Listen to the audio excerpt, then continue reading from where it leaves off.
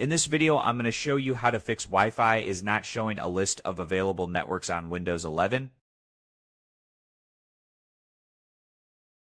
This should be a quick process video, and you only have to follow these simple steps in order to fix Wi-Fi is not showing and the list of your available networks.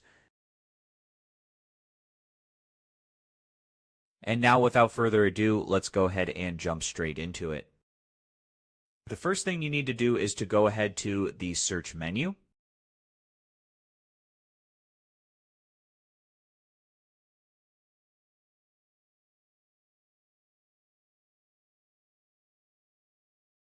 And now scroll down until you find Advanced Network Settings. Go ahead, click on that.